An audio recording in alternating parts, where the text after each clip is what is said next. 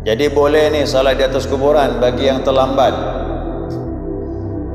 bahkan lebih afdal daripada hanya doa saja. Ya, cuma jarang orang buat. Orang tak berani lakukan, takut fitnah. Tak perlu takut fitnah, karena kita kan belajar, ada ilmunya. Boleh. Ingatkan nih, saya ulangi lagi. Untuk yang mati syahid tidak boleh disalatkan dan tak boleh dimandikan. Yang wajib cuma dua, kafan dengan tanam. Kok sama tadi dengan kafir?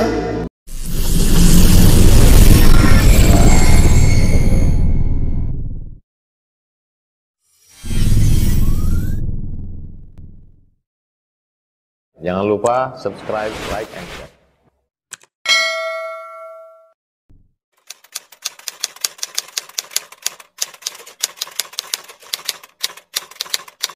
Memasuki bab tentang salat mayit, ya, fi salati alal mayit, ya, menjelaskan tentang salat mayit.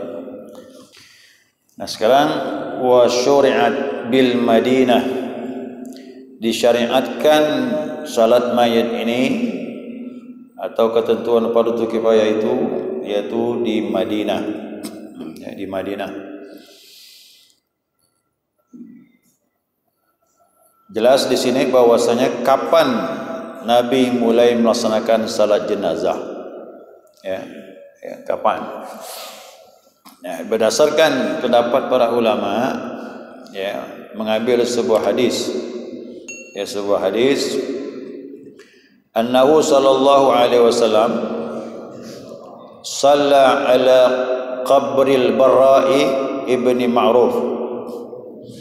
Sesungguhnya Nabi SAW salat di atas kuburan Al-Barra' bin Ma'ruf. Jadi ada seorang Madinah meninggal sebelum Nabi datang. Ingat jamaah sekalian, sebelum Nabi hijrah, Islam sudah menyebar di Madinah. Ya, di Madinah sahabat berdakwah di kota Madinah. Sudah banyak orang Madinah memeluk Islam, ya, sebelum datangnya hijrahnya Rasulullah sallallahu alaihi wasallam. Nah, maka tatkala Nabi datang ke Madinah, beliau salat di atas kuburan. Ya. Jadi boleh nih salat di atas kuburan bagi yang terlambat. Bahkan lebih afdal daripada hanya doa saja. Ya, cuma jarang orang buat. Orang tak berani lakukan, takut fitnah. Tak perlu takut fitnah, karena kita kan belajar, ada ilmunya. Boleh. Nah, kalau seandainya kita datang takziah di rumah kematian, sampai di rumah duka ternyata mayat sudah jalan, ya, sudah dapat setengah jam yang lalu ke kuburan, orang masih di kuburan, berangkatlah kita ke kuburan. Sampai di kuburan, orang selesai baca doa atau sedang membaca doa. Selesai baca doa, kita boleh bertahan di situ. Salat jenazah di atas kuburan, boleh? Ya, boleh. Sebagaimana salat jenazah. Ya. Jadi Nabi salat di atas kuburan, ya, kuburan sahabat yang bernama tadi apa? Barra' bin Ma'ruf. Lamma qadimal Madinah, tatkala Nabi sampai di Madinah. Jadi Nabi sampai ke Madinah, Nabi mensalatkan, ya, sahabat yang bernama Barra' bin Ma'ruf.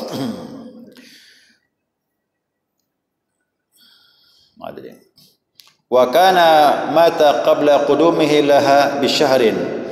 Jadi Barra' bin Ma'ruf ini meninggal sebelum Nabi datang sebulan. Jadi Barra' ini meninggal udah sebulan dah. Baru Nabi datang ke Madinah, Nabi salat di atas kuburan. Nah, di atas kuburan. Ini menurut Ibn Ishaq dan juga yang lainnya. Ya.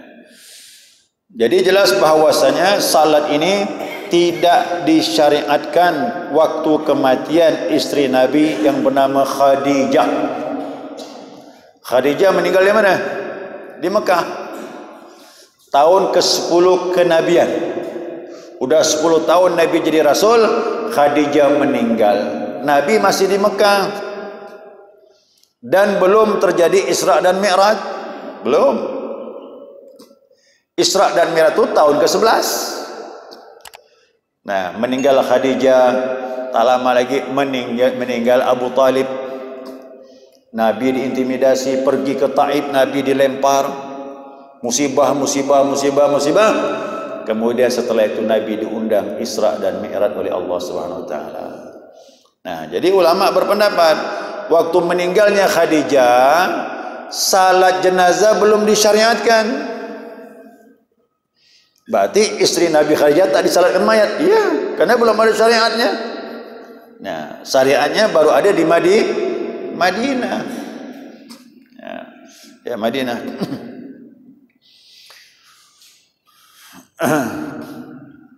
Ini pendapat yang kuat. Jadi jelas bahawasanya pendapat yang sahih belum disyariatkan di Mekah, akan tetapi di Madinah. Wa qila hiya min khasaisi hadhihi al-ummah. Ada pendapat yang menyatakan, tidak sepakat ini ya. Ada pendapat yang menyatakan salat mayat ini khusus umat Nabi Muhammad sallallahu alaihi wasallam. Ada pendapat seperti itu. Ya. Tapi ingat, ada juga ulama yang membantah. Ya, ada ulama yang membantah. Ini ada sebuah riwayat, hadis ini disahihkan oleh Imam Hakim. Al-Hakim mensahihkan hadis ini. Nah, dengarkan bunyi hadis ini, ya.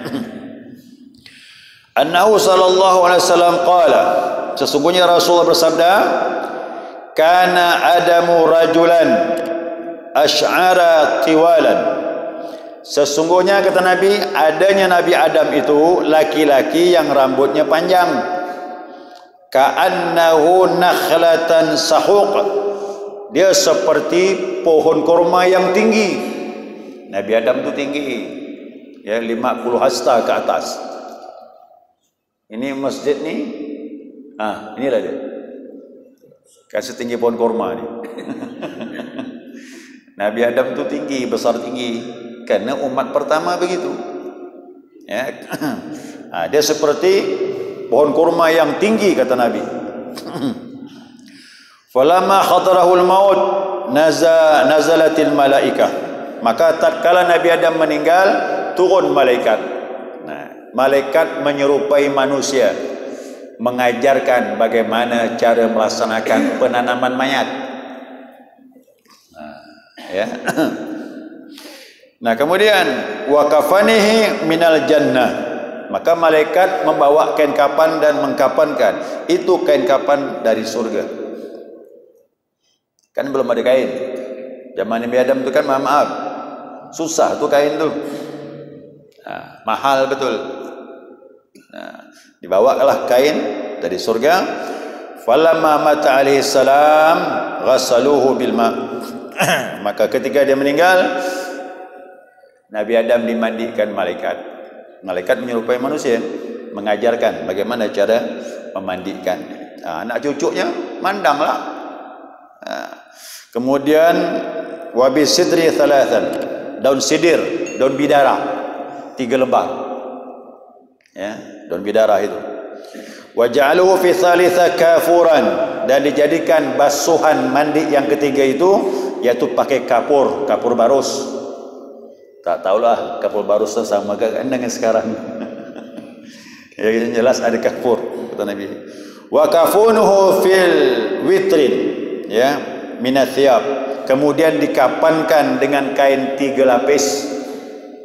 Kain yang dibawa malaikat dari surga itu. Nah, kemudian wahafaruhu lahu lahdan, kemudian ditanamlah dia dengan posisi liang lahat, miring begitu. Ya, maka sebaik-baik nanam, nanti kita bahas liang lahat yang bagus, tidak usah pakai peti. Cuman Pontianak ini karena tanahnya basah, ya, basah kan, maka dia pakai besi, pakai apa? Pakai peti. Kalau tanahnya kering, tak perlu pakai peti. Kemudian wasallu alaihi, maka malaikat pun mencontohkan salat terhadap Nabi Adam itu. Kemudian waqalu liwaladihi, maka malaikat berkata kepada anak-anak Adam itu yang melihat pelaksanaan itu, hadhihi sunnatu waladi Adam min ba'di. Kata malaikat, ini kesunahan untuk anak Adam setelah Nabi Adam ni. Caranya beginilah dia. Dalam riwayat yang lain, annahum qalu, malaikat berkata, ya bani Adam, hadhi sunnatukum min ba'di. Hai anak Adam, inilah sunnah bagi kalian setelah kematian Adam. Fakadzakum faf'alu, demikianlah kalian harus melakukannya. Diberi contoh oleh malaikat bagaimana cara melaksanakan. Nah, kata ulama mengatakan, ini jelas menunjukkannya bahwasanya memandikan, mengkafankan, salat, menguburkan, dimandikan dengan daun bidara, kasih kapur barus, apalagi kain kafannya 3 lapis, ditanam posisi dengan liang lahat, itu ternyata sudah ada syariat umat terdahulu. Hadis inilah ulama membantah. Ini bukan khusus umat Nabi Muhammad sallallahu alaihi wasallam. Jadi ada hujah juga. Maka dikatakan qila itu tidak sepakat. Berarti ada ulama yang berpendapat berbeda. Yang jelas itu kita serahkan kepada Allah Subhanahu wa taala yang Maha mengetahui. Yang jelas ini hadis pun bisa jadi hujah. Ya, jadi hujah bahwa umat terdahulu pun dilakukan seperti itu. Salatul mayyiti ayil mayyitil muslim. Ya, salat atas mayit ini haruslah mayit itu orang muslim. Wa kharaja bihil kafir, maka keluar pembahasan kita bagaimana orang kafir. Nah, orang kafir apa yang kita lakukan?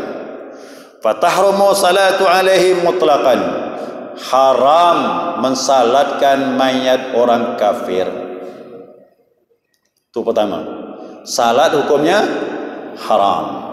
Yang kedua, wa amma ghasluhu fayajuz. Adapun memandikannya boleh. Mau lakukan boleh, tak lakukan boleh juga. Berarti hukumnya mubah. Ya, kalau seandainya kita ketemu mayatnya orang kafir, tak dapat dia punya kalungnya, kalungnya tak ada, kalau ada kalung salib nyaman tahu kita kan. Buka KTP ternyata Nasrani, Kristen seandainya, ataupun maaf tak jelas nih, ini Hindu dan sebagainya. Ini susah kita tuh. Kalau Hindu kita kembalikan cara dia. Tapi kalau dia umpamanya di tempat kita ini susah kita mengantarkan mayatnya, ini ternyata ini bukan muslim. Seandainya kita dapatkan begitu, yang jelas salat tak boleh, haram hukumnya. Kalau mau dimandikan silakan, tak dimandikan pun tak masalah. Berarti dua tak wajib ni kan? Tak boleh ni. Yang satu sih boleh, tidak pun tak masalah, tapi salat haram. Ada lagi dua berikutnya. Bagaimana mengkafankannya? Mengkafankannya wajib kata ulama. Menanamnya wajib. Jadi yang wajib dua terakhir tadi. Wajib dikafankan, wajib ditanam. Tak boleh disalatkan, haram. Dimandikan terserah. Mau dimandikan boleh, tak dimandikan pun tak masalah. Ini hukum ni ya. Kita tak tahu, mungkin saja nanti ketemu begini. Kemudian yang dibuat seperti ini, in kana dhimiyan atau mu'minan. Kalau dia kafirnya kafir dhimmi atau mukmin, empat-empatnya wajib. Tapi kalau kafir dhimmi tadi salat tak boleh, dimandikan terserah, mau dimandikan boleh, tidak pun tak masalah. Yang wajib cuma dua saja tadi. Berarti apa? Kapan sama nanam. Bi khilafil harbi wal murtadi. Berbeda dengan kafir harbi. Yang mana kafir harbi ni? kafir yang memusuhi umat Islam. Ya. Yang kedua, murtad. Murtad. Semua tak wajib. Ya. Jadi ambil langsung tanam saja.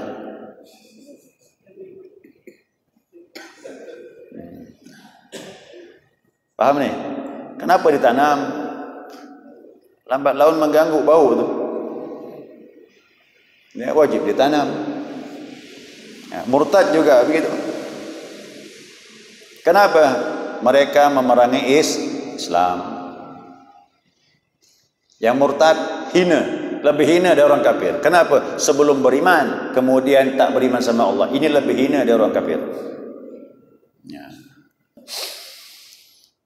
Nah, kemudian ya, hukumnya di sini dikatakan fardu kifayah. Ya. Namun dikatakan ghairi syahidin. Nah, untuk yang mati syahid tak boleh ditanam. Tak boleh ditanam pula. Tak boleh disalatkan. Nah, ingatkan ni, saya ulangi lagi. Untuk yang mati syahid tidak boleh disalatkan dan tak boleh dimandikan. Yang wajib cuma dua, kafan dengan tanam. Kok sama tadi dengan kafir? Lainlah. Dia ini tidak diserahkan kemuliaan, sama-sama darahnya ditanam.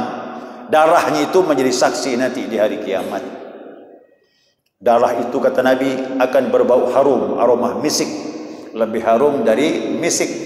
Misik itu minyak wangi yang paling mahal. Nah, sama orang puasa Ramadan juga begitu kata Nabi SAW. Puasa Ramadan itu kata Rasulullah, mulut bau orang berpuasa itu lebih harum daripada misik. Ya, dia punya kemuliaan. Tak usah disalatkan, tidak usah dimandikan. Nah, cuma dikafankan dengan ditanam. Kemudian bagaimana hukumnya dengan anak yang ada dalam perut? Ya. Bagaimana dengan anak yang ada dalam perut? Lihat keadaan ya, lihat keadaan dulu ini. Adapun orang mati syahid maka haram disalatkan dan haram dimandikan. Adapun dikafan dengan ditanam hukumnya wajib. Nah, sekarang janin. Ya, janin dalam perut bagaimana? Ada anak yang lahir prematur. 7 bulan lahir, 8 bulan lahir. Nah, lihat keadaan dulu kata ulama. Kalau seandainya diketahui dia hidup sebentar saja hidupnya, sempat menangis atau sempat bergerak, kemudian meninggal, berarti ada tanda-tanda kehidupan sebentar, maka hukumnya yang 4 wajib. Wajib dimandikan, wajib dikafankan, wajib disalatkan, wajib ditanam. 4 macam wajib. Ini ilmu ni ya, kau faham kan ni? Nanti ada kajian jelaskan lagi ni, ya. Masuk lagi berikutnya. Ya. Nah, apabila dia lahir, ya, dia lahir tidak ada tanda-tanda kehidupan, udah meninggal dalam perut. Nah, ya. Atau wujudnya sudah berbentuk manusia. Biasa 4 bulan ke atas lah tu. Nampak tangannya sudah ada, kakinya, kepalanya. Udah berwujud, sampailah dia lahirnya udah meninggal, sama nih hukumnya. Ya, semuanya wajib melainkan salat. Salat tak wajib. Jadi wajibnya 3. Mandi, kafan, tanam. Ya. Anak lahir 9 bulan sekalipun, udah waktunya dah, tapi begitu keluar meninggal. Atau dokter melihat ini anak sudah meninggal dalam perut, Pak, kita harus keluarkan. Nah, terserahlah, keluaran normal, ditunggu, dikasih sesuatu, ataupun dioperasi, tapi sudah diketahui anak sudah meninggal. Apa kewajibannya? 3 saja. Mandi kapan tanam, salat tak perlu. Ini hukum nih. Jangan pula main-main dengan hukum. Ini ada orang tua tak mau terima tu, ngotot gak minta disalatkan. Saya bilang cari orang lain lah. Terserahlah, cari orang lain. Saya datang, Pak, tolong anak saya ini meninggal, masih kecil bayi. Datang saya tanya, sempat hidup? Tidak, Pak Ustaz, udah meninggal dalam perut. Kalau begitu mandi kapan tanam, salat gimana Pak Ustaz? Tak perlu, anak meninggal dalam perut. Tak terima dia, ngotot gak minta disalatkan. Saya bilang cari orang lain.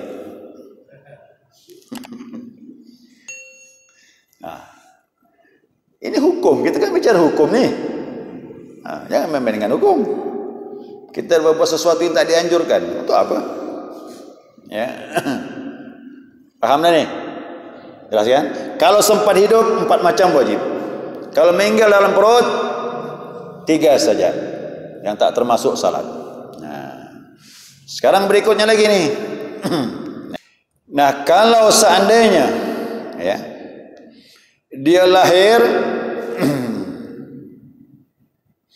tidak tampak bentuk, ya kan, ada yang keguguran. Keguguran 2 macam. Ada gumpalan darah, ada gumpalan daging. Ini 2 macam nih, dia belum berbentuk manusia ini.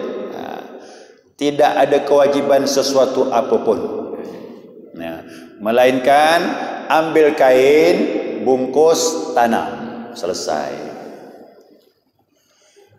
Tanam di mana Pak Ustaz? Di mana pun boleh. Belakang rumah pun boleh, dekat pokok pisang. Oh, tak tenang hati Pak Ustaz di kuburan? Bagus, silakan juga di kuburan. Cuma saya sampaikan begitu. Karena tak ada masalah. Apa sebab? Roh belum ada. Belum ada rohnya. Dia cuma bentuk unsur jasad saja, bergumpal ataupun segumpal darah. Ya, bentuk alaqah dengan mudrah bawah. Alaqah gumpalan darah, mudrah gumpalan daging. Ya, jadi tak ada kewajiban. Bungkus, tanam. Dah, seperti itu. Nah, sekarang syahid yang bagaimana ini, yang tak wajib dimandikan dan tak wajib disalatkan. Ulama menyatakan orang yang berperang untuk menegakkan agama Allah, yaitu kalimatullah, kalimat la ilaha illallah. Jadi berjuang untuk menegakkan agama Allah, inilah yang dikatakan syahid dunia dan akhirat. Jadi tak wajib mandi, tak wajib salat. Wajib kapan saja. Tanam, sama-sama darahnya. Ya. Au kana syahidan fi dunya faqat, atau juga syahid dunia. Yang mana syahid dunia ini? Wa huwa min man qatala lil ghanimah mathalan. Dia berjuang jihad menegakkan agama Allah, tapi ada urusan dunia yang diinginkannya. Kenapa kau perang? Perang ni hebat. Kalau kita menang, harta orang kafir jadi untuk kita, kita dapat bagian. Jadi berperang nak dapatkan ghanimah tadi. Mau dapatkan ghanimah, harta rampasan perang. Ada dapat memang peperangan itu. Kalau orang kafir kalah, harta yang tinggal hak orang muslim, maka dibagilah nih harta ini. Ada yang berperang itu ya niatnya. Itu namanya syahid dunia. Dunia dia dapat, harta dapat, tapi akhirat dia tak dapat. Pelaksanaannya sama tadi, seperti mati syahid dunia akhirat. Ya, dia tak wajib dimandikan, kemudian Apalagi? Tidak wajib disalatkan. Dia hanya wajib 2, sama tadi. Cuman beda niat saja. Nah, yang pertama niat untuk Allah, yang kedua niat untuk dunia, dapat harta rampasan. Nah, kemudian selanjutnya, amma syahidul akhirat faqat. Bagaimana syahid akhirat? Ini syahid akhirat, ya ini seperti yang lainnya.